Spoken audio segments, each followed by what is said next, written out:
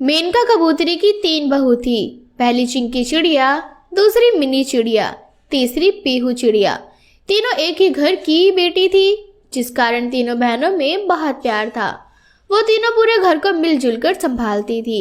लेकिन इसके बावजूद मेनका आए दिन अपनी बहुओं से किसी न किसी बात को लेकर उनको खड़ी खोटी सुनाया करती थी। ऐसे ही एक सुबह तीनों बहनें किचन में काम कर रही होती है। तभी मेनका आती है और चिंकी को सुनाते हुए कहती है, चिंकी, अभी तक तेरी सब्जी नहीं बनी क्या? अगर ऐसे ही काम करेगी तो कैसे चलेगा? यही सीख कर आई है क्या अपने मायके से? तुम तीनों बहनें मिलकर एक घर का काम नहीं कर पाती हो ढंग से। आखिर किया क्या है तुमने अपने मायके से? सारा दिन मटर गश्ती ही करनी आती है क्या तुम्हें? जब देखो तब तीनों मिलकर मेरी कुछ न कुछ बुराइयां ही करती रहती हैं। बस माँ, सब्जी बनने वाली है और हम तीनों आपकी बिल्कुल भी बुराइयां नहीं करती। भला माँ की भी कोई बुराई करता है क्या? बस बस, जुबान चलाने के लिए बोल दो, तुरंत जुबान खुल जाती है तुम्हारी, और काम करने के लिए बोलो तो हाथ में जंग लग जाते हैं तुम्हारे। कब से भूख लग रही है मुझे, लेकिन मजाल है कि तुम तीनों का खाना बन गया हो जल्दी। माँ जी आप चलिए, मैं अभी लेकर आती हूँ आपके लिए खाना। अरे ओ मिनी बहू, पूरा घर ऐसे ही फैला हुआ है, तू भी रसोई में काम में लग गई है, पीहू भी रसोई में काम में लगी है। अगर तुम तीनों एक ही काम को करने में लग जाओगी तो बाकी का काम कौन करेगा? तुम्हारे माँ बाप? माँ, वो चिंकी दीदी की थोड़ी तबीयत ठीक नहीं थी, इसलिए हम दोनों उनकी मदद कर रहे हैं। इन्होंने तो बहुत मना किया था, लेकिन इनकी तबीयत को देखते ही हम दोनों बहनों से रहा नहीं गया, इसलिए हम दोनों रसोई में दीदी की मदद करने के लिए आ गए। आप चिंता मत कीजिए, घर का सारा काम हो जाएगा। चिंता मत कीजिए? अरे कैसे ना करूं? अगर तुम तीनों जैसी बहू किसी के घर में हो ना, तो उस घर की सास हमेशा चिंता में ही रहेगी। इतने में मेनका को सब्जी जलने की बदबू आने लगती है और मेनका गुस्से से आग बबूला हो जाती है और कहती है, अरे ये क्या सब्जी जला दी तूने? अब इसकी भरपाई कौन करेगा? तेरा बाप? कहाँ ध्यान था तेरा? अगर काम करने का बिल्कुल भी मन नहीं है तो तुम तीनों यहाँ से चली जाओ, मैं अकेले ही घर का सारा काम कर लूंगी। माफ करना माँ जी, ये मेरा ध्यान जरा आपकी बातों में लग गया और सब्जी गलती से जल गई। ऐसा है कि अब ये जली हुई सब्जी तुम तीनों बहनें ही खाओगी?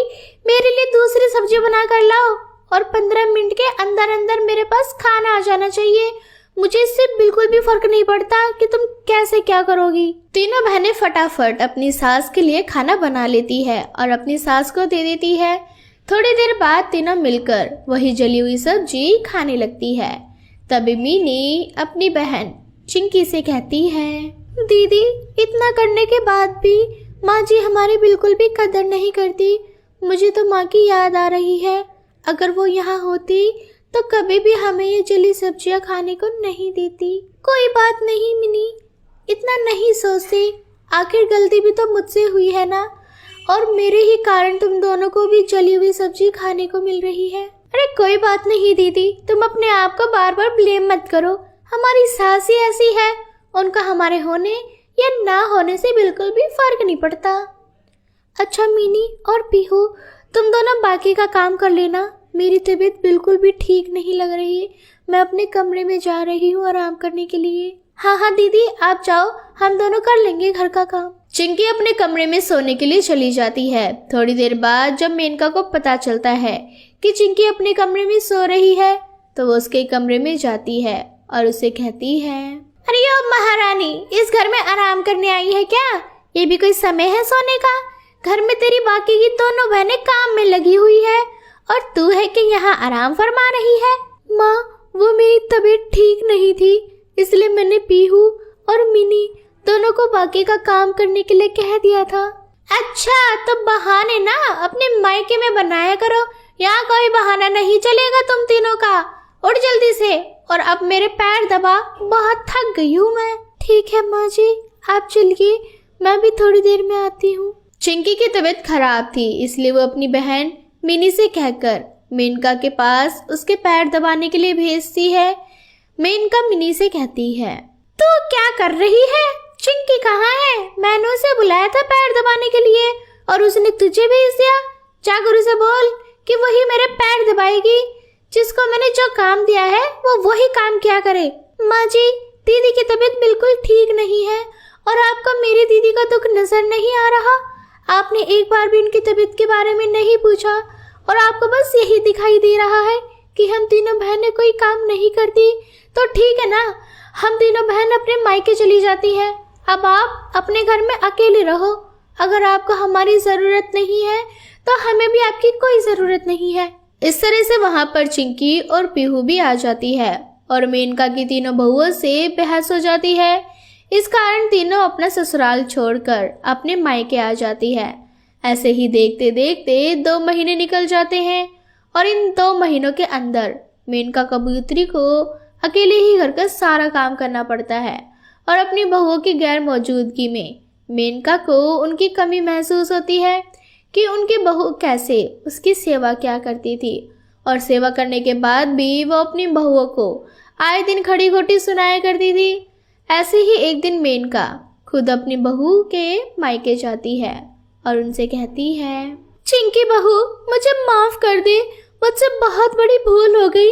भगवान ने मुझे 3 बेटियां दी, लेकिन मैंने हमेशा तुम तीनों को बेटी नहीं बहू ही समझा और तुम तीनों के साथ इतना बुरा व्यवहार करती रही।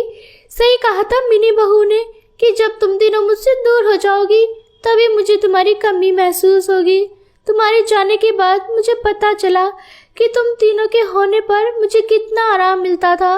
तुम तीनों के बिना घर सुना सुना है। वापस आ जाओ मेरी बहुओं।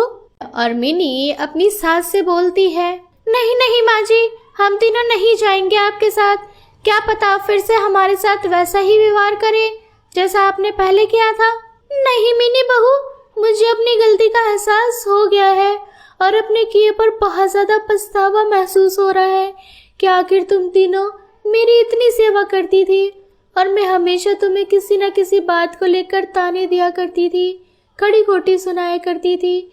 सबसे बड़ी गलती तो मेरी तब थी जब चिंकी बहू की तबीयत खराब थी और उस टाइम भी मैंने उसके साथ बुरा व्यवहार किया।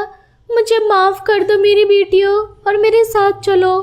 मेनका कबूतरी अपनी तीनों बहुओं से माफी मांगती है, जिसके बाद वो तीनों अपनी सास को माफ कर देती है और अपनी सास के साथ ही अपने ससुराल वापस आ जाती हैं। अब मेनका का व्यवहार अपनी तीनों बहुओं के प्रति बहुत ही बदला हुआ था। इस तरह से वो तीनों हंसी खुशी अपने जीवन में आगे बढ़ती हैं।